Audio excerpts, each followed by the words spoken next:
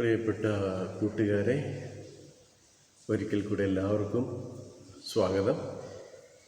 നമ്മൾ കഴിഞ്ഞ ക്ലാസ്സിൽ പഠിച്ചത് തിരുസഭയെക്കുറിച്ചുള്ള പൊതുവായിട്ടുള്ള ഒരു വിചിന്തനമാണ്. അതായത് എന്താണ് തിരുസഭ? അത് മുന്തിരിവള്ളിയും ശാഖകളും പോലെ സജീവമായിട്ടുള്ള ദൈവത്തിൻ്റെ ജനമാകുന്ന ഒരു സമൂഹത്തെക്കുറിച്ചാണ്. കർത്താവ്, അതായത്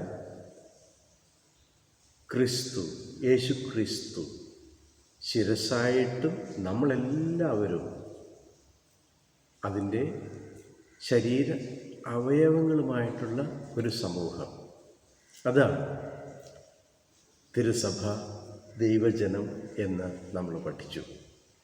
അതുകൊണ്ട് ഒരു പള്ളിയോ അതുപോലെ നമ്മൾ കല്ലിലും മരത്തിലുമൊക്കെ കെട്ടിപ്പടുത്ത എന്തെങ്കിലും ഒരു ബിൽഡിങ് അല്ല സഭ എന്ന് നമ്മൾ പഠിച്ചു. നമ്മളെല്ലാവരും സജീവമായിട്ടുള്ള സഭയിലെ അംഗങ്ങളാണ്. നമ്മളെല്ലാവരും അതിൻ്റെ വളർച്ചയ്ക്കായിട്ട് പരിശ്രമിക്കുന്നവരുമാണ്. അപ്പോൾ ഇന്ന് നമ്മൾ പതുക്കെ പറഞ്ഞു തുടങ്ങാൻ പോകുന്നത് ഈ സഭ എങ്ങനെയാണ് വളർന്ന് വലുതായത് എന്നാണ്. ഞാൻ പറഞ്ഞു, പഴയ നിയമത്തിൽ ദൈവം പ്രത്യേകമായി ഒരു ജനത്തെ തിരഞ്ഞെടുത്തു.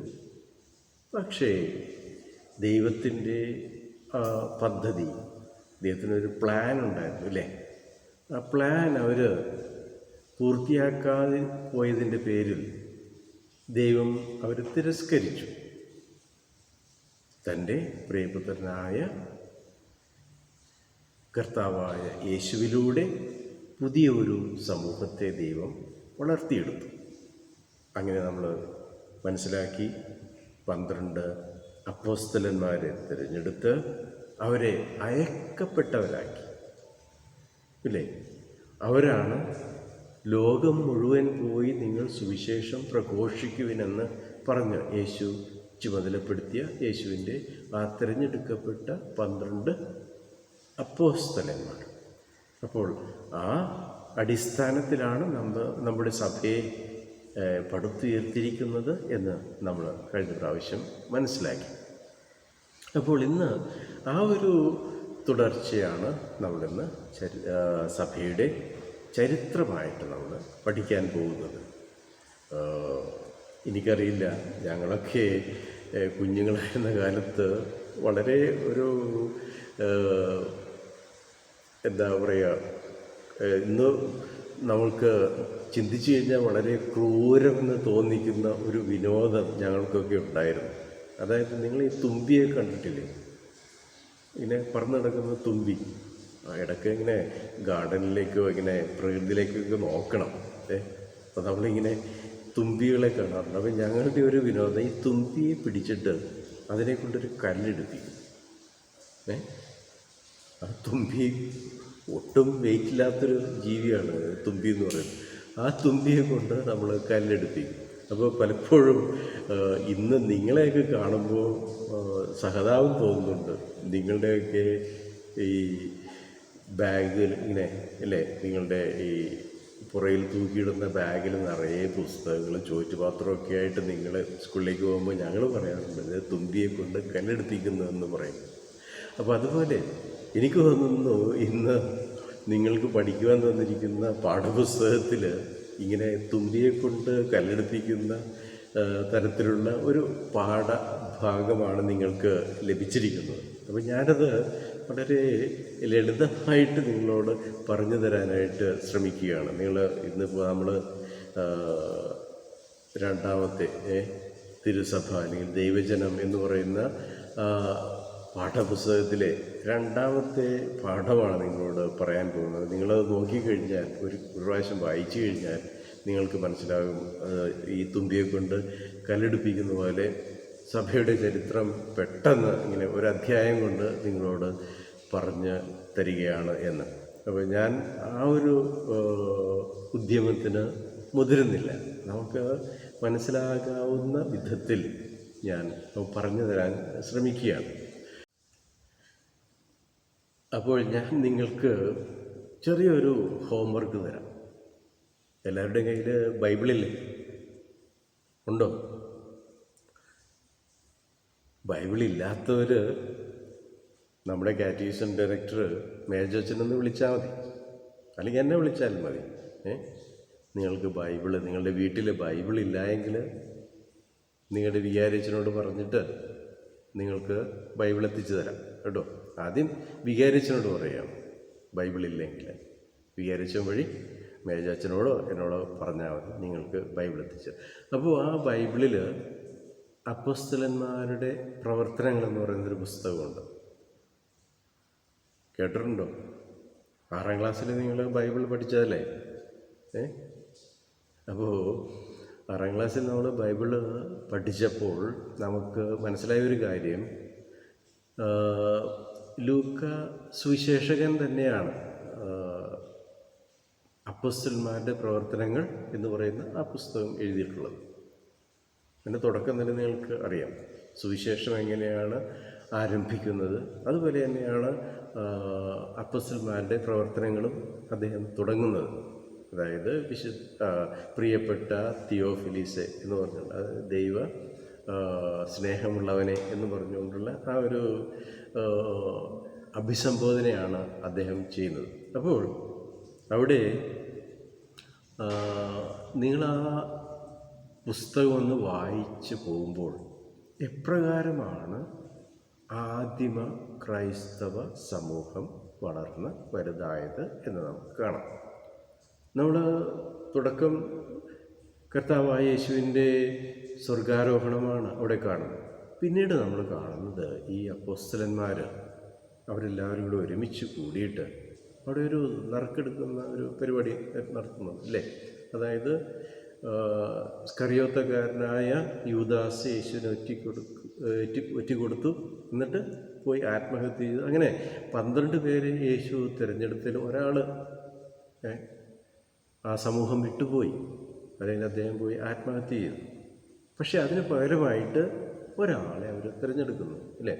2 പേരുടെ പേരോട് ഇടുന്നുണ്ട്. എന്താണ് അതിൻ്റെ മാനദണ്ഡം? അതായത് കർത്താവായ യേശുവിൻ്റെ ശിഷ്യന്മാരുടെ സമൂഹത്തിൽ യേശുവിനോടൊപ്പം യാത്ര ചെയ്തവർ, യേശുവിൻ്റെ പരസ്യ ജീവിതകാലം മുഴുവൻ യേശുവിനോടൊപ്പം ചെലവഴിച്ചവർ, അങ്ങനെ യേശുവിനെ പൂർണ്ണമായിട്ടും മനസ്സിലാക്കാൻ ശ്രമിച്ച വ്യക്തികൾ. അതിൽ 2 പേരുടെ പേരോടെ ഇടുന്നു. ഒന്ന് ബാർണബാസ്, ഒന്ന് മത്തത്തെയൂസ്. അപ്പോൾ അതിൽ നറുക്ക് വീണത് മത്തത്തെയൂസ്. അങ്ങനെ അവർ തിരഞ്ഞെടുക്കുന്നുണ്ട്. അതിനുശേഷം പിന്നീട് അവർ പരിശുദ്ധാത്മാവിനെ പ്രതീക്ഷിച്ച് പരിശുദ്ധ കന്യകാമറിയത്തോടുകൂടി അവർ പ്രാർത്ഥിച്ചുകൊണ്ടിരിക്കുമ്പോൾ പരിശുദ്ധാത്മാവ് പ്രത്യക്ഷനായി. അങ്ങനെ നമ്മൾ പെന്തക്കോസ്ത ദിനം എന്ന് നമ്മൾ പറയുന്നില്ലേ, അങ്ങനെ അവിടെ പരിശുദ്ധാത്മാവിനെ സ്വീകരിച്ച് ശക്തനായി എട്ടും പൊട്ടും തിരിയാത്ത, അല്ലെങ്കിൽ അക്ഷരാഭ്യാസമൊന്നുമില്ലാത്ത പത്രോസ്, ശമയോൻ പിന്നീട് പത്രോസാകുന്നു അല്ലേ? പത്രോസെ നീ പാറയാവുന്നു, നിൻ്റെ പാറമേൽ ഞാനൊരു പള്ളി പണിയും അല്ലേ? അങ്ങനെയാണ് യേശു പത്രോസിനോട് പറഞ്ഞത്. അങ്ങനെ പ്രഥമ ശിഷ്യനായ അല്ലെങ്കിൽ അപ്പോസ്തലനായിട്ട് പത്രോസിനെ നിയമിക്കുന്നു. അങ്ങനെ ഇന്ന് നമുക്കറിയാം നമ്മുടെ റോമിലെ പാപ്പ എന്ന് പറയുന്നത് പത്രോസിൻ്റെ പിൻഗാമിയാണ്. അപ്പോൾ അങ്ങനെ പത്രോസ് ധൈര്യപൂർവം പുറത്തിറങ്ങിയിട്ട് സുവിശേഷം പ്രഘോഷിക്കുന്നു. അന്ന് തന്നെ നമ്മൾ കാണുന്നുണ്ട് അപ്പോസ്തലന്മാരുടെ പ്രവർത്തനങ്ങളുടെ 2-ാമത്തെ അധ്യായം. അവിടെ എപ്രകാരമാണ് ഏതാണ്ട് 3000-ഓളം ആളുകൾ 10-14 പ്രദേശങ്ങളിൽ നിന്നും ഭാഷകളിൽ സംസാരിക്കുന്നവരുമായ ആളുകളിൽ നിന്ന് ആദ്യത്തെ ദിവസം തന്നെ 3000-ഓളം പേര് ജ്ഞാനസ്നാനം സ്വീകരിക്കുന്നത്. അനുദപിച്ച് അവർ ജ്ഞാനസ്നാനം സ്വീകരിക്കും. അതിനുശേഷം നമ്മൾ കാണുന്നുണ്ട് സഭ ഇങ്ങനെ പതുക്കെ ജെറൂസലേമിൽ ഇങ്ങനെ വളരുന്നു. പിന്നീട് നമ്മൾ കാണുന്ന ആ ഒരു കാര്യമുണ്ട്, ഇങ്ങനെ സഭയിലെ അംഗങ്ങളിങ്ങനെ ഒരുമിച്ച് കൂടിയപ്പോൾ ഒത്തിരി ആളുകൾ ആയി. നമ്മൾ കാണുന്നുണ്ട് യഹൂദർ മാത്രമല്ല, മറ്റു പല ഭാഷകളിൽ നിന്നും ദേശങ്ങളിൽ നിന്നുള്ള ആളുകളുണ്ട്. അപ്പോൾ നമ്മൾ ഒരേ മനസ്സോടെ ഒരേ ഹൃദയത്തോടെ തങ്ങൾക്കുണ്ടായിരുന്ന എല്ലാം അവർ വിറ്റുപേക്ഷിച്ചിട്ട് അതെല്ലാം പൊതുവായിട്ട് സഭയ്ക്ക് കൊടുത്ത് അവർ വന്ന് ഒരുമിച്ച് ജീവിക്കുന്നു, പ്രാർത്ഥിച്ചു, അതുപോലെ തന്നെ അപ്പം മുറിക്കൽ ശുശ്രൂഷയിൽ പങ്കെടുത്തു ഒക്കെ അവർ കഴിയുന്നു. പക്ഷേ നമ്മൾ അപ്പോസ്തലന്മാരുടെ പ്രവർത്തനങ്ങൾ 6-ാമത്തെ അധ്യായത്തിൽ വരുമ്പോൾ നമ്മൾക്കൊരു ചെറിയൊരു കല്ലുകടി അവിടെ അനുഭവപ്പെടുന്നതായിട്ട് നമ്മൾ കാണും. എന്താണത്? അതായത് വിധവകളായ തങ്ങളുടെ സ്ത്രീജനങ്ങളെ സഹായ വിതരണത്തിൽ അവഗണിക്കപ്പെടുന്നു എന്ന് തോന്നിയതുകൊണ്ട് ഗ്രീക്ക് ഭാഷ സംസാരിച്ചിരുന്ന അല്ലെങ്കിൽ ഗ്രീക്ക് വംശജരായ കുറേ ആളുകൾ അവിടെ കംപ്ലൈൻറ്റ് ചെയ്യും, അല്ലേ? അപ്പോൾ അപ്പോസ്തലന്മാർ ചെയ്തത് എന്താ? അവരെ ശുശ്രൂഷിക്കാനായിട്ട്, അവർക്ക് സേവനം ചെയ്യാൻ വേണ്ടി 7 ഡീക്കന്മാർ എന്ന് പറഞ്ഞു കഴിഞ്ഞാൽ സഹായികളാണ്. അപ്പോൾ അപ്പോസ്തലന്മാരുടെ സഹായികളായിട്ട് 7 പേരെ അവിടെ നിയോഗിക്കുന്നുണ്ട്. അപ്പോൾ നിങ്ങളവരുടെ പേര് നോക്കിക്കഴിഞ്ഞാൽ തന്നെ കാണാൻ സാധിക്കും. അവരുടെ പേരുകളെല്ലാം ഗ്രീക്ക് ഭാഷയിലുള്ള പേരുകളാണ്. ഏറ്റവും പ്രമുഖനായ ഡീക്കനാണ്, അല്ലേ, വിശുദ്ധ സ്റ്റീഫൻ, അല്ലേ? നമ്മുടെ സഭയുടെ ആദ്യത്തെ രക്തസാക്ഷി എന്ന് പറയുന്ന വിശുദ്ധ സ്റ്റീഫൻ. നിങ്ങൾക്കറിയാമോ, നമ്മൾ ക്രിസ്മസ് ആഘോഷിച്ച് അതിൻ്റെ പിറ്റേ ദിവസം ഡിസംബർ 26-ാം തീയതിയാണ് വിശുദ്ധ സ്റ്റീഫൻ്റെ തിരുനാൾ ആഘോഷിക്കുന്നത്. കാരണം സഭയുടെ ആദ്യത്തെ ഒരു വിശുദ്ധൻ, ഒരു സന്തതി എന്നാണ് നമ്മൾ പറയുന്നത്, വിശുദ്ധ സ്റ്റീഫൻ. അദ്ദേഹത്തിൻ്റെ ഈ ഗ്രീക്ക് പേര് സ്റ്റെഫാനൂസ് എന്നാണ്. സ്റ്റെഫാനൂസ് എന്ന് പറഞ്ഞു കഴിഞ്ഞാൽ കിരീടം എന്നാണ് അർത്ഥം. അപ്പോൾ സഭയുടെ ഒരു കിരീടമാണ് അദ്ദേഹം, ആദ്യത്തെ രക്തസാക്ഷി. അപ്പോൾ നിങ്ങൾ നോക്കിക്കഴിഞ്ഞാൽ ഇങ്ങനെ നിങ്ങൾക്ക് ചില പേരുകൾ കാണാൻ സാധിക്കും.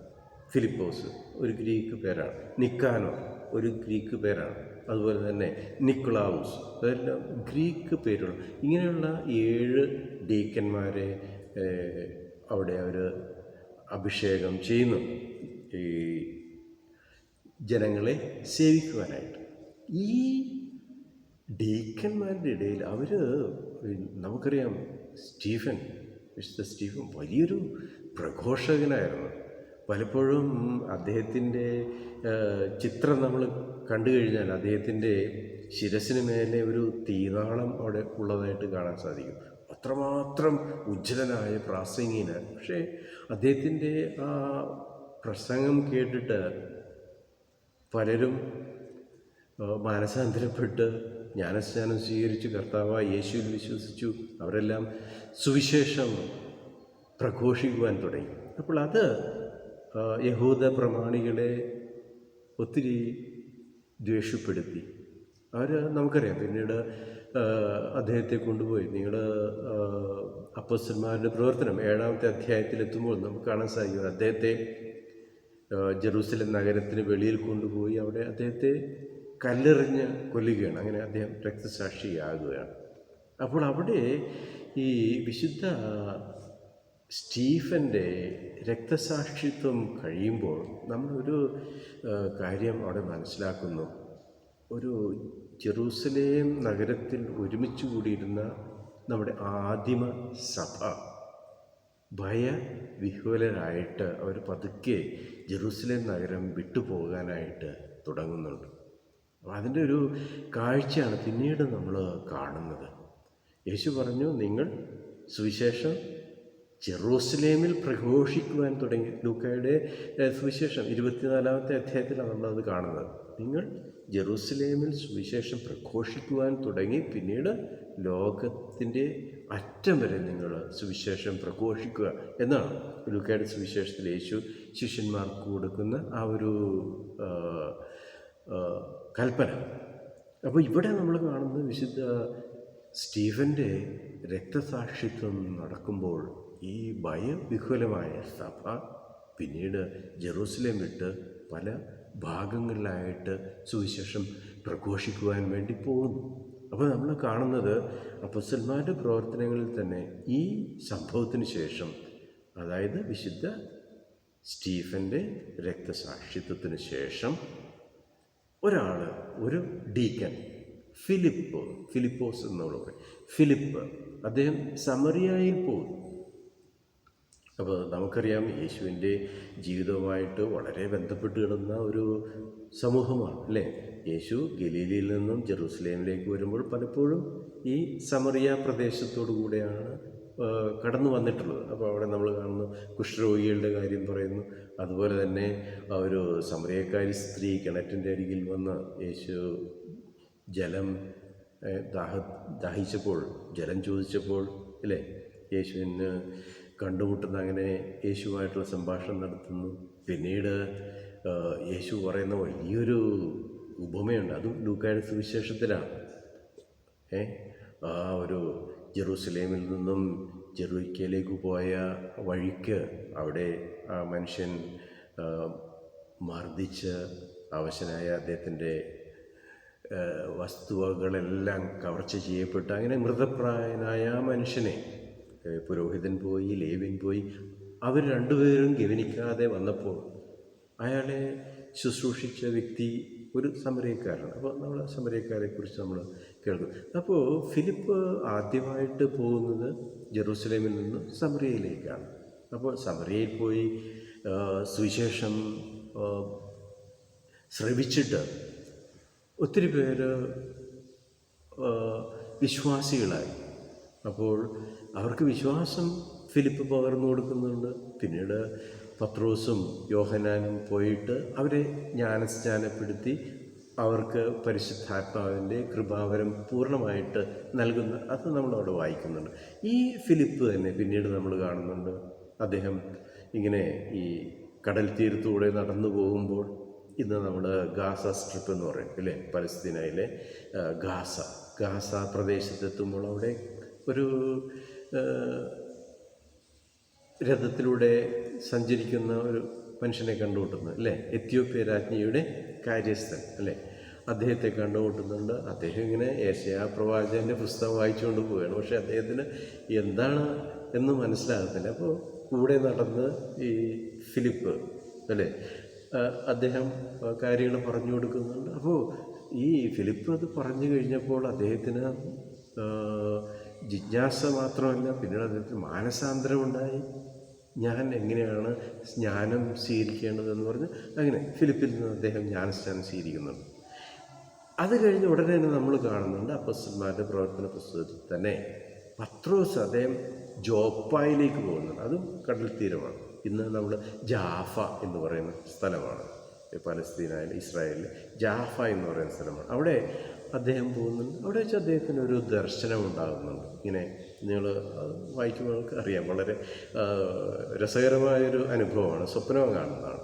അതായത് സ്വർഗത്തിൽ നിന്നൊരു വല ഇറക്കിയിട്ട് എല്ലാത്തരം ജീവജാലങ്ങളെ അതിനകത്ത് ഉൾപ്പെടുത്തിയിട്ടുണ്ട്. അതിനെ ഭക്ഷിക്കുക എന്ന് പറയുമ്പോൾ പത്രോസ് ആദ്യം തിരസ്കരിക്കുന്നുണ്ട്.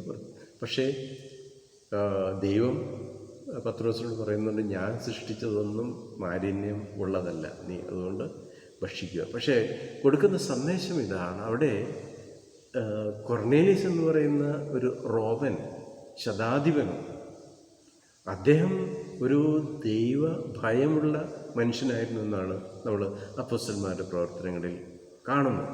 അപ്പോൾ അദ്ദേഹത്തെ പോയി അദ്ദേഹത്തിന് ജ്ഞാനസ്നാനം കൊടുക്കുക എന്നുള്ള ഒരു കൽപ്പനയാണ് അവിടെ പത്രോസിന് ലഭിക്കുന്നത്. അദ്ദേഹം പോയി അവിടെ കൊർണേലിയസിനോട് അദ്ദേഹത്തിൻ്റെ കുടുംബാംഗങ്ങളോട് സംസാരിച്ചുകൊണ്ടിരിക്കുമ്പോൾ തന്നെ പത്രോസിന് പ്രസംഗം മുഴുമിപ്പിക്കാൻ സാധിച്ചില്ല അല്ലേ. അതിൻ്റെ ഇടയ്ക്ക് തന്നെ പരിശുദ്ധാത്മാവ് അവരുടെ മേൽ എഴുന്നള്ളി വരുന്നു. അങ്ങനെ പത്രോസിനത് മനസ്സിലായി.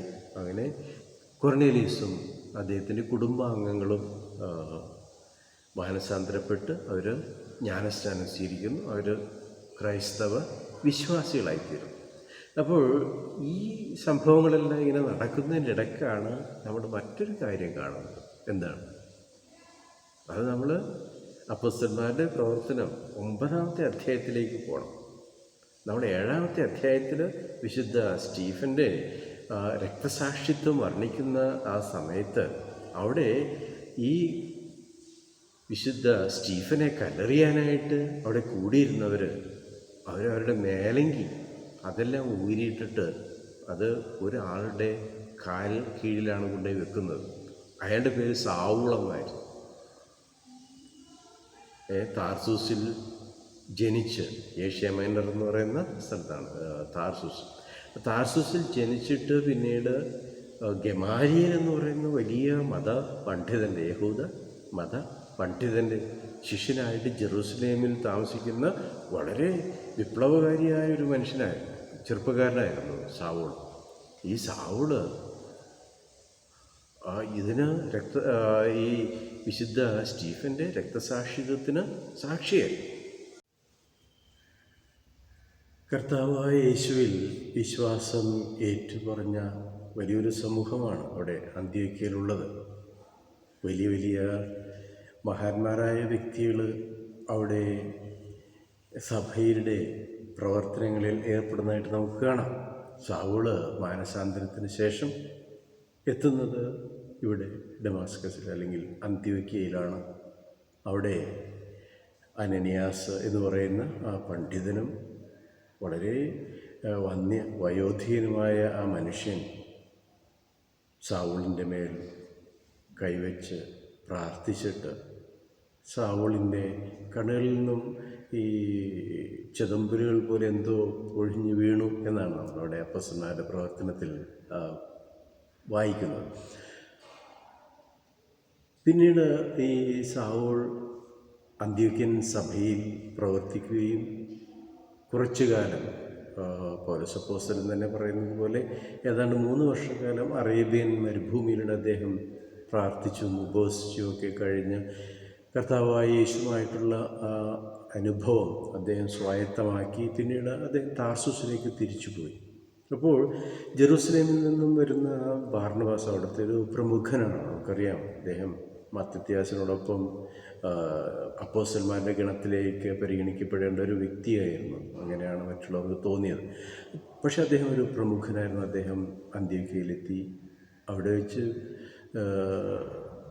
അദ്ദേഹം സാവൂളിനെ അന്വേഷിച്ച് താർസൂസിലെത്തി. സാവൂളിനെ അന്ത്യോക്യയിലേക്ക് തിരിച്ചു കൊണ്ടുവരുന്നു. അവിടെ അവർ പ്രാർത്ഥിച്ച് പരിശുദ്ധാത്മാവിൽ നിന്ന് പ്രചോദിതരായിട്ട് അവർ ബാർണബാസിനെയും സാവൂളിനെയും ആദ്യത്തെ മിഷണറി യാത്രയ്ക്ക് പറഞ്ഞയക്കുകയാണ്. അപ്പോൾ നമുക്കറിയാം, ബാർണബാസ് സൈപ്രസുകാരനാണ്. അവർ ആദ്യം സൈപ്രസിൽ പോയി, അവിടെ നിന്ന് പിന്നീട് കപ്പൽ മാർഗം പിന്നീട് ഏഷ്യ മൈനറിലെത്തി. പിന്നീട് നമുക്കറിയാം ഇങ്ങനെ പല സ്ഥലങ്ങളിലും അവർ ഇക്കോണിയം, ലിസ്ത്ര എന്നൊക്കെ പറയുന്ന സ്ഥലങ്ങളിൽ പോയി പിന്നീട് മറ്റൊരു അന്ത്യോക്യയിലേക്ക് അവർ പോകുന്നുണ്ട്. അപ്പോൾ അങ്ങനെ ആ ഒരു സഭ ഇങ്ങനെ അവിടെയൊക്കെ പോയ സ്ഥലങ്ങളിലെല്ലാം അവരിങ്ങനെ സഭകൾ സ്ഥാപിക്കുന്നുണ്ട്, തിരിച്ചു വരുന്നുണ്ട്. അപ്പോൾ ഇവിടെ നമ്മൾ കാണുന്നത് ഈ ബാർണബാസും സാവൂളും കൂടെ ആദ്യം പോകുന്നതെല്ലാം പഴയ നിയമത്തിലെ ദൈവജനം ആയ യഹൂദ വിശ്വാസികൾ അവരുടെ അടുത്തേക്കാണ് പോകുന്നത്. പലപ്പോഴും അവരെ അവിടെ നിന്നും തിരസ്കരിക്കുമ്പോഴാണ് അവരെ ശ്രവിക്കുവാനായിട്ട് വന്ന സന്മനസ് കാണിച്ച ആളുകളെയൊക്കെ മാനസാന്തരപ്പെടുത്തി അവർ വിശ്വാസ സമൂഹത്തിലേക്ക് ചേർക്കുന്നത്. പക്ഷെ പിന്നീട് നമുക്ക് കാണാം, ഇത് സഭയിലൊരു ചെറിയ ഒരു അങ്കലാപ്പിന് അല്ലേ, ചിലരൊക്കെ ബേജാറായി നമ്മൾ പറയാറില്ല, അങ്ങനെ ഒരു അങ്കലാപ്പിൽ വരുന്നു. അപ്പോൾ അതായത് യഹൂദരല്ലാത്ത വിജാതീയരായ ആളുകൾ ഈ കർത്താവായ യേശുവിലുള്ള വിശ്വാസം സ്വീകരിക്കുമ്പോൾ അവർ യഹൂദരായിട്ട് തുടരണമോ അല്ലെങ്കിൽ മറ്റെന്തെങ്കിലും ആകണം? അതുകൊണ്ടാണ് നമ്മൾ ആദ്യമായിട്ട് കാണുന്നത് ജെറൂസലേമിൽ ഒരു സാർവത്രിക സഭയുടെ ഒരു കൗൺസിൽ വിളിച്ചു കൂട്ടുന്നതായിട്ട് നമ്മൾ കാണാം, ഇല്ലേ? അപ്പോസ്തലന്മാരുടെ പ്രവർത്തനം 15-ാമത്തെ അധ്യായത്തിലാണ് നമ്മളത് കാണുന്നത്. അതാണ് നമ്മുടെ സഭയുടെ ആദ്യത്തെ സാർവത്രിക സൂനഹദോസ് എന്നാണ് നമ്മൾ പറയുന്നത്, അങ്ങനെ ഒരു സമ്മേളനം.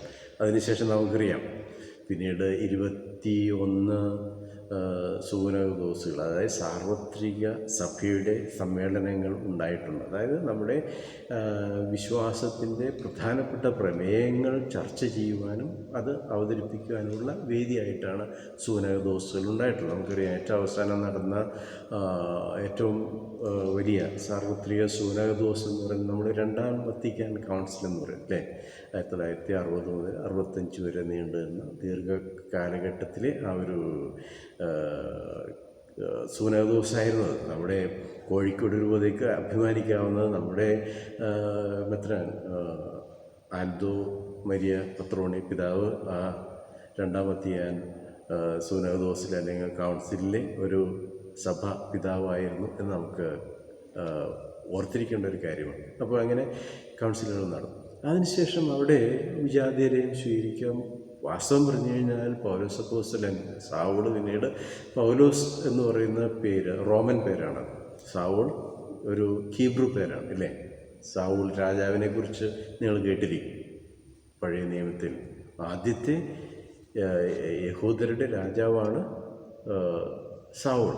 അപ്പോൾ ആ സാവൂൾ എന്നുള്ള പേരായിരുന്നു. പിന്നീട് അദ്ദേഹം ഒരു റോമൻ പൗരനെന്ന നിലയിൽ അദ്ദേഹം പൗലോസ് എന്നുള്ള പേര് സ്വീകരിക്കുകയുണ്ടായി. അപ്പോൾ ഈ പൗലോസ് അപ്പോസ്തലൻ പിന്നീട് അദ്ദേഹം ബാർണബാസിൻ്റെ ആ ഒരു സുഹൃത്ത് ബന്ധത്തിൽ മാറി അദ്ദേഹം ജോൺ മാർക്കൂസ് എന്ന് പറയുന്ന ശിഷ്യനായിട്ട് പോയി. പിന്നീട് ലൂക്ക എന്ന് പറയുന്ന പിന്നീട് സുവിശേഷകനായിത്തീർന്ന അപ്പോസ്തലന്മാരുടെ പ്രവർത്തനങ്ങൾ എഴുതിയ ലൂക്ക അദ്ദേഹത്തിൻ്റെ ശിഷ്യനായി. അപ്പോൾ അവരെയൊക്കെ കൂട്ടി അദ്ദേഹം 2-3 മിഷണറി യാത്രകൾ ചെയ്യുന്നുണ്ട്. ആ പോകുന്നിടത്തൊക്കെ അദ്ദേഹം സഭകൾ സ്ഥാപിച്ചതായിട്ട് നമുക്ക് കാണാം. കാരണം പുതിയ നിയമത്തിൽ നമുക്ക് 27 പുസ്തകങ്ങളുണ്ട് ഇല്ലേ. അതിൽ 14 പുസ്തകങ്ങളും പൗലോസ് അപ്പോസ്തലൻ എഴുതിയിട്ടുള്ളതാണ്. 10 ലേഖനങ്ങൾ അദ്ദേഹം എഴുതിയിട്ടുള്ളത് വിവിധ സഭകൾക്കായിട്ടാണ് അല്ലേ. റോമാക്കാർക്ക് എഴുതിയ ലേഖനം, കൊറിന്തോസുകാർക്ക് എഴുതിയ ലേഖനം, എഫേസ്യസുകാർക്ക് എഴുതിയ ലേഖനം, കൊളോസസുകാർക്ക് എഴുതിയ ലേഖനം, തെസ്സലോണിക്കക്കാർക്ക് എഴുതിയ ലേഖനം, ഫിലിപ്പിക്കാർക്ക് എഴുതിയ ലേഖനം എന്ന് നമ്മളിങ്ങനെ കാണുന്നുണ്ട്. ഇങ്ങനെ പല സഭകൾക്ക് അദ്ദേഹം എഴുതുന്ന ലേഖനങ്ങളാണ്. അദ്ദേഹം സ്ഥാപിച്ച സഭകളാണ്. റോമിലെ സഭയല്ല. പൗലോസ് അപ്പോസ്തലൻ റോമിലെത്തുമ്പോൾ അവിടെ സഭ ഉണ്ടായിരുന്നു. അപ്പോൾ അദ്ദേഹം റോമിൽ നിന്ന് പുറത്ത് നിന്നും റോമക്കാർക്ക് എഴുതുന്ന ലേഖനമാണ് റോമക്കാർക്ക് എഴുതിയ ലേഖനം. പിന്നീട് അദ്ദേഹം 4 ലേഖനങ്ങൾ വ്യക്തികൾക്ക് എഴുതുന്നതാണ്. 1ഉം 2ഉം തിമോത്തിയോസ്, അദ്ദേഹത്തിൻ്റെ ശിഷ്യനും പിന്നീട് ബിഷപ്പുമായിരുന്ന തിമോത്തിയോസിന് എഴുതുന്നത്. അതുപോലെ മറ്റൊരു ശിഷ്യനാണ് തീത്തോസ് അല്ലെങ്കിൽ ടൈറ്റസ് എന്നാണ് പറയുന്നത്. അദ്ദേഹം ഒരു ശിഷ്യനായിരുന്നു, ഒരു ബിഷപ്പുമായിരുന്നു. പിന്നീട് എഴുതുന്നത് ഫിലമോൻ എന്ന് പറയുന്ന അദ്ദേഹത്തിൻ്റെ സുഹൃത്തിന് എഴുതുന്ന കത്ത്. അങ്ങനെ 3 പേർക്ക് എഴുതുന്ന 4 കത്തുകൾ, അങ്ങനെ 14 ലേഖനങ്ങൾ അദ്ദേഹം എഴുതുന്നുണ്ട്. അപ്പോൾ ഈ ലേഖനങ്ങളിൽ നമ്മൾ കാണുന്നത് ഇങ്ങനെ അദ്ദേഹം പോയ വഴികളിലെല്ലാം അദ്ദേഹം വിവിധ സഭകൾ സ്ഥാപിച്ചു. നമ്മൾ വാസ്തവം പറഞ്ഞു കഴിഞ്ഞാൽ ഈ അപ്പോസ്തലന്മാരുടെ പ്രവർത്തനം 16-ാമത്തെ അധ്യായത്തിൽ വരുമ്പോൾ പൗലോസ് അപ്പോസ്തലൻ്റെ ആ മിഷണറി യാത്ര 2ാമത്തെ യാത്രയാണ്. അവിടെ വെച്ച് അദ്ദേഹം ഏഷ്യയിലേക്ക് തന്നെ യാത്ര ചെയ്യാനാണ് അദ്ദേഹം തീരുമാനിക്കുന്നത്. പക്ഷേ ദർശനത്തിൽ അദ്ദേഹത്തോട് കർത്താവ് പറയുന്നുണ്ട്, നീ ഏഷ്യയിലേക്ക് പോകാതെ നീ മാസിഡോണിയയിലേക്ക് പോവുക. മാസിഡോണിയ എന്ന് പറഞ്ഞ് ഇന്ന് സ്വതന്ത്ര രാജ്യമാണ്. പക്ഷെ അന്ന് ഗ്രീക്ക് രാജ്യത്തിൻ്റെ ഒരു പ്രവിശ്യയായിരുന്നു. അപ്പോൾ വാസ്തവം പറഞ്ഞു കഴിഞ്ഞാൽ ആ ഒരു ദർശനമാണ് അല്ലെങ്കിൽ പ്രചോദനമാണ് പിന്നീട് പൗലോസിനെ ഈ യൂറോപ്പിലേക്ക്, ഇന്ന് നമ്മൾ പറയുന്ന യൂറോപ്പിലേക്ക് കടക്കുവാനായിട്ട് പ്രേരിപ്പിക്കുന്നു. അപ്പോൾ അദ്ദേഹം അവിടെ ചെല്ലുന്നുണ്ട്. അവിടെ നിന്ന് അദ്ദേഹം മാസിഡോണിയയിലേക്ക് പോയി, അവിടെ നിന്ന് എഫേസസിലേക്ക് പോയി, അവിടെ നിന്ന് തെസ്സലോണിയയിലേക്ക് പോയി, കൊറിന്തോസിലേക്ക് പോയി. പിന്നെ നമ്മൾ കാണുന്നുണ്ട് അദ്ദേഹം 17-ാമത്തെ അധ്യായത്തിൽ ഏഥൻസിലെത്തി. അവിടെ എറോപ്പാഗസിൽ അദ്ദേഹം പ്രസംഗിക്കുന്നുണ്ട്.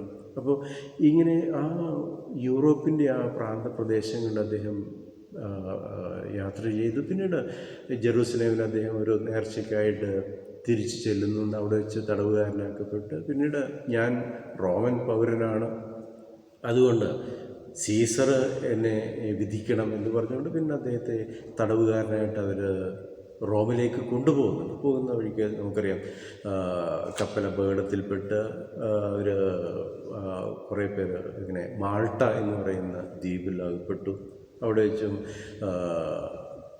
പൗലോസ് അപ്പോസ്തലൻ സുവിശേഷം പ്രഘോഷിക്കുന്നുണ്ട്, അത്ഭുതം പ്രവർത്തിക്കുന്നുണ്ട്. ഇവിടെ നിന്ന് പിന്നീട് അദ്ദേഹം റോമിലെത്തി. അവിടെ റോമിൽ തടവുകാരായിരുന്നു. അവിടെ വെച്ചും അദ്ദേഹം സുവിശേഷം പ്രഘോഷിക്കുന്നുണ്ട്, സമൂഹത്തെ വളർത്തുന്നുണ്ട്. നമുക്കറിയാം മറ്റൊരു കാര്യം, ആ സമയത്ത് യേശുവിൻ്റെ പ്രധാനപ്പെട്ട അപ്പോസ്തലനായ പത്രോസും റോമിലെത്തുന്നുണ്ട്. അങ്ങനെ പിന്നീട് നീറോ ചക്രവർത്തിയുടെ കാലത്ത് ഏതാണ്ട് AD 62 ഇവർ രണ്ടുപേരും റോമിൽ വെച്ച് വധിക്കപ്പെടുന്നുണ്ട്. അവർ രക്തസാക്ഷികളാകുകയാണ് ചെയ്യുന്നത്. പൗലോസ് ഒരു റോമൻ പൗരനായതിൻ്റെ പേരിൽ അദ്ദേഹത്തിൻ്റെ ശിരസ് അറുത്ത് അദ്ദേഹത്തെ കൊല്ലുകയാണ് ഉണ്ടായത്. പക്ഷേ പത്രോസ് ഒരു റോമൻ പൗരനല്ലാത്തതിൻ്റെ പേരിൽ, റോമിന് പുറത്തുള്ളൊരു വ്യക്തിയായത്, അദ്ദേഹം ഗലീലക്കാരനാണ് നമുക്കറിയാം. അതുകൊണ്ട് അദ്ദേഹത്തെ മറ്റ് ജനസമൂഹത്തിന് വിധിക്കുന്ന ശിക്ഷ കുരിശുമരണം അദ്ദേഹത്തിന് വിധിക്കുകയാണ്. നമുക്കറിയാം പിന്നീട് പാരമ്പര്യത്തിൽ പറയുന്നത് അദ്ദേഹത്തെ തലകീഴായിട്ട് കുരിശിൽ തറച്ചു കൊന്നു എന്നാണ് അവിടെ നമ്മുടെ പാരമ്പര്യത്തിൽ പറയുന്നത്. അപ്പോൾ ഇവർ രണ്ടുപേരും റോമിലെത്തുന്നുണ്ട്. അവിടെയാണ് നമ്മൾ കാണുന്നത് ഈ ജെറൂസലേമിൽ ആരംഭിച്ച സഭ വിവിധ രാജ്യങ്ങളിലൂടെ കടന്നു വന്ന് പിന്നീട് അന്ന് ലോകത്തിൻ്റെ തലസ്ഥാനം എന്ന് അറിയപ്പെടുന്ന റോമിൽ എത്തുന്നതും അവിടെ പത്രോസിൻ്റെ സിംഹാസനം എന്ന് നമ്മൾ പറയുന്ന, അല്ലെങ്കിൽ എന്താണ് കസേര, ഈ സിംഹാസനം എന്ന് പറഞ്ഞ ഒരു കസേര ഇരിക്കുന്ന ഒരു ഇരിപ്പിടമാണ്. നമ്മളിപ്പോൾ ഇന്ന് നമ്മുടെ രൂപതയുടെ മെത്രാൻ അഭിമന്യ വർഗീസ് ചക്കാലക്കൽ പിതാവിൻ്റെ കത്തീഡ്രൽ, അദ്ദേഹത്തിൻ്റെ കസേര എന്ന് പറയുന്നത് നമ്മുടെ മാതൃദേവി കത്തീഡ്രലാണ്. കത്തീഡ്രൽ എന്ന് പറയുന്നതിൻ്റെ അർത്ഥം തന്നെ നമ്മുടെ രൂപതയുടെ അധ്യക്ഷനായ, നമ്മുടെ രൂപതയുടെ അധ്യക്ഷൻ മെത്രാൻ എന്ന് പറയുമ്പോൾ അദ്ദേഹത്തിന് അപ്പോസ്തലിക പാരമ്പര്യമുള്ളതാണ്. അപ്പോൾ ഒരു അപ്പോസ്തലൻ്റെ പിൻഗാമിയായ നമ്മുടെ അഭിമന്യ വർഗീസ് ചക്കാലക്കൽ പിതാവിൻ്റെ കസേര എന്ന് പറയുന്നത്, ഔദ്യോഗിക കസേര എന്ന് പറയുന്നത് നമ്മുടെ കത്തീഡ്രൽ ദേവാലയത്തിലാണ്. അപ്പോൾ കർത്താവിൻ്റെ ഏറ്റവും പ്രധാനപ്പെട്ട ശിഷ്യനായി ഇന്ന് തിരുസഭയുടെ കാണപ്പെടുന്ന തലവനായ പാപ്പായുടെ, പത്രോസിൻ്റെ പിൻഗാമിയായ പാപ്പായുടെ സിംഹാസനം അതിന്ന് റോമിലാണ്. ഇപ്പോൾ നമ്മളിന്ന് ഇപ്പോൾ സെൻറ്റ് പീറ്റേഴ്സ് ബസിലിക്ക എന്ന് പറയുന്ന ദേവാലയത്തിലാണ് പത്രോസിൻ്റെ സിംഹാസനം സ്ഥിതി ചെയ്യുന്നതെന്ന് നമ്മുടെ പരമ്പരാഗതമായിട്ട് നമ്മൾ വിശ്വസിക്കുന്നു. പത്രോസ് അപ്പോസ്തലനെ അദ്ദേഹത്തിൻ്റെ രക്തസാക്ഷിത്വത്തിന് ശേഷം അദ്ദേഹത്തെ അടക്കം ചെയ്തത് ഇന്ന് നമ്മൾ കാണുന്ന സെൻറ്റ് പീറ്റേഴ്സ് ബസിലിക്കയുടെ ആൾത്താരയുടെ, പ്രധാന ആൾത്താരയുടെ താഴെയുള്ള ആ ഒരു ശവകുടീരത്തിലാണ് അദ്ദേഹത്തെ അടക്കം ചെയ്തിരിക്കുന്നത്. ഓക്കെ, അപ്പോൾ പിന്നീട് നമ്മൾ കാണുന്നത് അങ്ങനെ ജെറൂസലേമിൽ ആരംഭിച്ച സഭ റോമിലെത്തി. അതിങ്ങനെ എന്താ അന്നത്തെ ലോകത്തിലെ അറിയപ്പെടുന്ന ചരിത്രത്തിലെ തലസ്ഥാനമായ റോമിലെത്തുന്നു. അപ്പോൾ ഇത് നമ്മൾ ആദ്യം നമ്മൾ കാണുന്ന ഒരു സഭയുടെ ഒരു ചരിത്രം എന്ന് നമ്മൾ പറയുന്നു. പക്ഷെ നിങ്ങൾക്ക് പലർക്കും സംശയമുണ്ടാകും. നമ്മളിപ്പോൾ അന്ത്യോക്യയിലെ സഭയെക്കുറിച്ച് പറഞ്ഞു. നിങ്ങൾ ഈ പലപ്പോഴും ഇങ്ങനെ കറുത്ത ലോഹയിട്ട് കറുത്ത തൊപ്പിയൊക്കെ വെച്ചിട്ടുള്ള അച്ഛന്മാരെ കണ്ടിട്ടുണ്ടല്ലേ, ബിഷപ്പ്മാരെ കണ്ടിട്ടുണ്ട്. അപ്പോൾ അന്ത്യോക്യ സഭയുടെ ഒരു പ്രത്യേകതയാണ് അവിടെ കറുത്ത വേഷത്തിലുള്ള അച്ഛന്മാരും ബിഷപ്പ്മാരും അല്ലെങ്കിൽ പാത്രിയാർക്കുമാരൊക്കെ നമുക്ക് അവിടെ കാണാം. നമ്മൾ കേരളത്തിൽ, കാരണം കേരളത്തിൽ നിങ്ങൾ കണ്ട് പരിചയപ്പെട്ടിട്ടുള്ളതാണ്. കാരണം ഓർത്തഡോക്സ് സഭ, അത് സിറിയൻ ഓർത്തഡോക്സ് സഭ, അത് അന്ത്യോക്യൻ സഭയാണ്. അപ്പോൾ നമുക്ക് കേരളത്തിൽ നോക്കിക്കഴിഞ്ഞാൽ ഓർത്തഡോക്സ് സഭ കാണാം, യാക്കോബായ സഭ കാണാം, മാർത്തോമ സഭ കാണാം. ഇതെല്ലാം ഒരേ പാരമ്പര്യത്തിൽ നിന്നും വരുന്ന, അന്ത്യോക്യൻ സഭയിൽ നിന്ന് വരുന്ന ഒരു സഭയാണ്. അതിൽ നിന്നും ഒരു വിഭാഗം ഈ റോമിലെ പാപ്പായോട് തങ്ങളുടെ വിശ്വാസം ഏറ്റുപറഞ്ഞ് അവർ കത്തോലിക്ക സഭയിലേക്ക് ചേർന്നതാണ്. നമ്മൾ കേരളത്തിൽ അവരെ കാണുന്നത് എന്താ, സീറോ മലങ്കര സഭ എന്നാണ്. അപ്പോൾ അത് ഈ അന്ത്യോക്യൻ പാരമ്പര്യത്തിലുള്ള ഇന്ന് കത്തോലിക്ക സഭയിലുള്ള സമൂഹമാണ് സീറോ മലങ്കര സഭ. ഓക്കെ, നമ്മൾ പറഞ്ഞു വരുന്നത് ഇങ്ങനെ റോമിൽ കേന്ദ്രീകൃതമായ റോമൻ കത്തോലിക്ക സഭ. അതിൻ്റെ പ്രത്യേകത എന്ന് വെച്ച് കഴിഞ്ഞാൽ ആദ്യം നമുക്കറിയാം സുവിശേഷങ്ങളും അതുപോലെ തന്നെ പൗലോസ് അപ്പോസ്തലൻ്റെ ലേഖനങ്ങളൊക്കെ എഴുതപ്പെട്ടിട്ടുള്ളതെല്ലാം ഗ്രീക്ക് ഭാഷയിലാണ്. പക്ഷേ റോമിലെത്തിച്ചേർന്നതിന് ശേഷം റോമിലെ ഒരു ഭാഷ അവർ സ്വായത്തമാക്കി ലത്തീൻ ഭാഷയാണ്. അപ്പോൾ അതുകൊണ്ട് റോമൻ കത്തോലിക്ക സഭ ലത്തീൻ സഭ എന്ന് അറിയപ്പെടും. പക്ഷേ നോക്കിക്കഴിഞ്ഞാൽ യൂറോപ്പിൽ തന്നെ പല ഭാഗത്തായിട്ട് പിന്നീട് സഭ വളർന്ന് പന്തലിക്കുന്നുണ്ട്.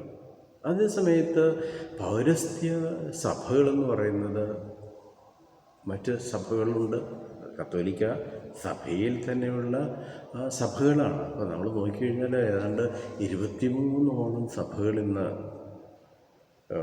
കത്തോലിക്ക സഭയിലുണ്ട്. അത് ഓരോ ദേശത്തിൻ്റെയും പാരമ്പര്യത്തിൻ്റെയും ഭാഷയുടെയൊക്കെ സ്വാധീനത്തിലാണ് പല സഭകൾ ഉണ്ടായിട്ടുള്ളത്. അപ്പോൾ അത് നമ്മൾ തിരിച്ചറിയണം. നിങ്ങളുടെ ടെക്സ്റ്റ് ബുക്കിലൊന്ന് നോക്കിക്കഴിഞ്ഞ് കഴിഞ്ഞാൽ നമുക്ക് കാണാൻ സാധിക്കുക ഏതാണ്ട് 4-5 പ്രത്യേക വിഭാഗങ്ങളായിട്ട് കാണാം. ഒരു സഭ നമുക്ക് നോക്കിക്കഴിഞ്ഞ് കഴിഞ്ഞാൽ ഞാൻ പറഞ്ഞിപ്പോൾ അന്ത്യോക്യയിലുണ്ടായിരുന്ന സഭ സിറിയൻ ഓർത്തഡോക്സ് സഭ എന്ന് നമ്മൾ പറയുന്നു. അപ്പോൾ അവിടുത്തെ പാത്രിയാർക്കീസ് അത് കർത്താവിൻ്റെ ഒരു അപ്പോസ്തലൻ്റെ പിന്തുടർച്ച അവകാശം പറയുന്നവരാണ്. അതുപോലെ തന്നെ നമ്മൾ ഇറാഖിലേക്ക് പോയി കഴിഞ്ഞാൽ കൽദായ സഭ എന്ന് പറയുന്നത് കൽദായ സഭയിൽ നിന്നും വന്നിട്ടുള്ള ഒരു സഭയാണ് നമുക്കിന്ന് കേരളത്തിൽ ഉള്ളത്. സീറോ മലബാർ സഭ എന്ന് നമ്മൾ പറയും. അപ്പോൾ അവരുടെ ഈ 2 സഭകളുടെ അന്ത്യോക്യൻ സഭയുടേതായാലും കൽദായ സഭയുടേതായാലും അവരുടെ ഭാഷ കർത്താവ് ഒക്കെ സംസാരിച്ചിരുന്ന അറമായിക് ഭാഷ പിന്നീട് അത് വിവരമായതാണ് സിറിയക്ക് ഭാഷ എന്ന് പറയുന്നത്. അപ്പോൾ ആ ഭാഷയാണ് അവർ ഉപയോഗിക്കുന്നത്. പിന്നെയും നമുക്ക് പല ഭാഗങ്ങളിലായിട്ട് സഭ വളർന്ന് പന്തലിച്ചതായിട്ട് നമുക്ക് കാണാം. അവിടെയാണ് നമ്മൾ കാണുന്നത് ഈജിപ്തിലെ സഭയുണ്ടായിരുന്നു. പിന്നെ അലക്സാണ്ട്രിയയിൽ വലിയൊരു യഹൂദ സമൂഹം ഉണ്ടായിരുന്നു. അപ്പോൾ അതുകൊണ്ട് സ്വാഭാവികമായിട്ട് അവരുടെ ഇടയിൽ ഒരു സഭ വളർന്നുണ്ട്. അപ്പോൾ അലക്സാണ്ട്രിയൻ സഭ, അത് അലക്സാണ്ട്രിയൻ സഭയിൽ നമുക്ക് 2 പ്രധാനപ്പെട്ട സഭകളെ കാണാൻ സാധിക്കും, പ്രത്യേകിച്ചും കത്തോലിക്ക സഭയിൽ. ഒന്ന് കോപ്റ്റിക് സഭ എന്ന് പറയുന്നൊരു സഭയുണ്ട്. അതുപോലെ തന്നെ എത്യോപ്യൻ സഭ. ഇങ്ങനെ 2 സഭകൾ നമുക്കവിടെ കാണാൻ സാധിക്കും. എത്യോപ്യൻ സഭ എന്ന് പറയുന്നത് എത്യോപ്യ, എരിത്രയ എന്ന് പറയുന്ന ദേശങ്ങളിലുള്ളത്. പിന്നീട് നമുക്ക് കാണാൻ സാധിക്കും ബൈസാൻറ്റൈൻ സഭ എന്ന് പറയുന്നത്. ബൈസാൻറ്റൈൻ സഭ എന്ന് പറയുന്നത് അതായത് റോമ സാമ്രാജ്യം 2ആയിട്ട് മാറുന്നുണ്ട്. കോൺസ്റ്റന്റൈൻ ചക്രവർത്തി അദ്ദേഹത്തിൻ്റെ തലസ്ഥാനം, റോമ സാമ്രാജ്യത്തിൻ്റെ തലസ്ഥാനം ഇന്ന് തുർക്കിയിലുള്ള കോൺസ്റ്റാന്റിനോപ്പിളിലേക്ക് അദ്ദേഹം മാറ്റി. ഇന്ന് ഇസ്താംബുൾ എന്ന് അറിയപ്പെടും. കോൺസ്റ്റാന്റിനോപ്പിൾ അദ്ദേഹം അവിടെ കൊണ്ടുപോയി. കോൺസ്റ്റന്റൈൻ ചക്രവർത്തി ഉണ്ടാക്കിയ നഗരമായതുകൊണ്ടാണ് കോൺസ്റ്റാന്റിനോപ്പിൾ എന്ന് പറയുന്നത്. അങ്ങനെ കോൺസ്റ്റന്റൈൻ ചക്രവർത്തിയുടെ നഗരം, അതാണ് കോൺസ്റ്റാന്റിനോപ്പിൾ. നമുക്കറിയാം അവിടുത്തെ വലിയ ഒരു ദേവാലയം, അത് ഹഗിയ സോഫിയ, സെൻറ്റ് സോഫിയ ദേവാലയം നിങ്ങൾക്ക് കാണാൻ സാധിക്കും. കണ്ടിട്ടുണ്ടാവും, ചരിത്രത്തിൽ നമ്മൾ പഠിക്കേണ്ട ഒരു കാര്യമാണ്. അത് ഒരു ക്രൈസ്തവ സഭയുടെ പള്ളിയായിരുന്നു. പിന്നീട് ഒരു മുസ്ലിം മോസ്കായി തീരുന്നു. ഇന്ന് അതൊരു കാഴ്ച വസ്തുവാണ്. നമുക്ക് ടൂറിസ്റ്റുകളായിട്ട് അവിടെയൊക്കെ സന്ദർശിക്കാം. പക്ഷെ നിങ്ങളൊരു പ്രത്യേകത നിങ്ങൾ നോക്കിക്കഴിഞ്ഞാൽ ഈ ബൈസാൻറ്റൈൻ സഭയുടെ ഒരു പ്രത്യേകത അവരുടെ പള്ളികളുടെ ഷെയ്പ്പാണ്. നിങ്ങൾ നോക്കിക്കഴിഞ്ഞാൽ നിങ്ങൾ മോസ്കോയിലെ സെൻറ്റ് പീറ്റേഴ്സ് ബർഗിലെ ഒക്കെ ബസിലിക്കകൾ നിങ്ങൾ കാണും, താഴികക്കുടങ്ങൾ കാണും. പിന്നീട് നമുക്കിപ്പോൾ നമ്മുടെ നാട്ടിൽ നോക്കിക്കഴിഞ്ഞാൽ ഇപ്പോൾ താജ്മഹൽ നിങ്ങൾക്കറിയാം, അതിൻ്റെ താഴികക്കുടം. അതുപോലെ തന്നെ നമ്മുടെ മോസ്കിലൊക്കെ നോക്കിക്കഴിഞ്ഞാൽ ആ താഴികക്കുടങ്ങൾ അതൊരു ബൈസാൻറ്റൈൻ സംസ്കാരത്തിൽ നിന്ന് വരുന്നതാണ്. അപ്പോൾ ആ ഒരു സഭ നോക്കിക്കഴിഞ്ഞാൽ ഗ്രീക്ക് ഓർത്തഡോക്സ് സഭയുണ്ട്, റഷ്യൻ ഓർത്തഡോക്സ് സഭയുണ്ട്, മെൽക്കൈറ്റുകളുണ്ട്, അങ്ങനെ സഭകളുണ്ട്. അതുപോലെ തന്നെ തുർക്കിയുടെ ഒരു ഭാഗം അർമേനിയ അന്ന് തുർക്കിയുടെ ഭാഗമായിരുന്നു. ഇന്ന് അർമേനിയ എന്ന സ്വതന്ത്ര രാജ്യമാണ്. അർമേനിയൻ സഭയുണ്ട്. അതുപോലെ തന്നെ ഇപ്പോൾ പലസ്തീനയിൽ നമ്മൾ പോവുകയാണെങ്കിൽ ഇന്നത്തെ ലെബനോണിലുള്ള സഭ, മർവണിത്ത സഭ, ഇതൊക്കെ കത്തോലിക്ക സഭയിലെ അംഗങ്ങളാണ്. അപ്പോൾ ഇങ്ങനെയുള്ള സഭകളെക്കുറിച്ചൊക്കെ നമ്മൾ മനസ്സിലാക്കുന്നത്, അതായത് സഭ എപ്രകാരമാണ് വളർന്ന് വികസിച്ചത് എന്ന്. ഞാൻ പറഞ്ഞു റോമിലെത്തി, അതുപോലെ ആ സമയം തന്നെ പൗരസ്ത്യ ദേശങ്ങളിലും സഭ വളർന്ന് വികസിക്കുന്നുണ്ട്. 6-ാം നൂറ്റാണ്ടിൽ നമ്മൾ കാണുന്നുണ്ട് ഈ സഭ ചൈനയിലെത്തുന്നുണ്ട്. ഇന്ത്യയിലൊക്കെ കാര്യം നിങ്ങൾക്കറിയാം, ഈ പൗരസ്ത്യ ദേശങ്ങളിൽ നിന്നും വരുന്ന, അതായത് മിഡിൽ ഈസ്റ്റിൽ നിന്നൊക്കെ വരുന്ന ആളുകൾ, അതായത് ഈ അന്ത്യോക്യൻ സഭയിൽ നിന്ന് വരുന്നവരും കന്തായ സഭയിൽ നിന്നും വരുന്നവരൊക്കെ നമ്മുടെ ഇന്ത്യ വരെയൊക്കെ എത്തിയ കച്ചവട താല്പര്യാർത്ഥം, അതുപോലെ തന്നെ ഈ മതപീഡനം നടക്കുന്ന സമയത്തൊക്കെ ഒരു രക്ഷപ്പെടാൻ വേണ്ടി വന്നതാണ്. അപ്പോൾ ഇങ്ങനെയുള്ള പലായനം നമ്മൾ കാണുന്നുണ്ട്. അങ്ങനെ സഭകളിങ്ങനെ വളർന്ന് വികസിക്കുന്നൊരു കാഴ്ച നമ്മൾ കാണാം. അപ്പോൾ അതുകൊണ്ട് എല്ലാ ഭൂഖണ്ഡങ്ങളിലും സഭ എത്തുന്നുണ്ട്. പിന്നീട് ആഫ്രിക്കയിൽ നമുക്കറിയാം വിശുദ്ധ അഗസ്തീനോസ്, അദ്ദേഹം ആഫ്രിക്കയിൽ തന്നെ ഹിപ്പോ എന്ന് പറയുന്ന രൂപതയുടെ മെത്രാനായിട്ട് അവിടെ വെച്ചാണ് അദ്ദേഹം മരിക്കുന്നത്. അപ്പോൾ അദ്ദേഹം ആഫ്രിക്കയിലെ ഒരു വിശുദ്ധൻ കൂടെയാണ്. അപ്പോൾ ആഫ്രിക്കയിൽ സഭയുണ്ടായി. പിന്നീട് എന്താ പറയുന്നത്, യൂറോപ്യൻ രാജ്യങ്ങൾ കോളനിവൽക്കരിക്കാനായിട്ട് തുടങ്ങിയപ്പോൾ പല ഭൂഖണ്ഡങ്ങളിലേക്കും സഭ കടന്നു ചെല്ലുന്നുണ്ട്. അമേരിക്കൻ ഭൂഖണ്ഡങ്ങളിലേക്ക് ചെല്ലുന്നുണ്ട്. അതുപോലെ തന്നെ നമുക്ക് കോഴിക്കോട് വലിയ ഒരു പാരമ്പര്യമുള്ള ഒരു പ്രദേശമാണ്. 1498 മെയ് 20-ാം തീയതിയാണ് പോർച്ചുഗലിൽ നിന്നുള്ള വാസ്കോ ഡി ഗാമ കോഴിക്കോട് എത്തിയത് എന്നാണ്, അതിന് കാലുകുത്തിയെന്നാണ് പറയുന്നത്. അങ്ങനെ ചരിത്രത്തിൽ പറയുന്നത്. അതിനുശേഷം പോർച്ചുഗീസുകാരുടെ വരവിന് ശേഷം നമ്മുടെ ഇന്ത്യയിൽ, അതുപോലെ തന്നെ ഏഷ്യൻ രാജ്യങ്ങളിൽ, ജപ്പാൻ വരെ സഭ വളർന്ന് വികസിച്ചു എന്ന് നമുക്ക് കാണാൻ സാധിക്കും. വലിയ വലിയ വിശുദ്ധന്മാരല്ലേ, വിശുദ്ധ ഫ്രാൻസിസ് സേവ്യർ ഇന്ത്യയിൽ, അതുപോലെ തന്നെ ജപ്പാൻ വരെ അദ്ദേഹം മിഷണറി പ്രവർത്തനമായിട്ട് പോയി. അതുപോലെ തന്നെ മത്തേയോ റിച്ചി എന്ന് പറയുന്ന വലിയൊരു ജെസ്യൂട്ട് മിഷണറി, അദ്ദേഹം ചൈനയിൽ പോയി. അതുപോലെ തന്നെ റോബർട്ട് ദെനോബിലി എന്ന് പറയുന്ന മനുഷ്യൻ അവിടെ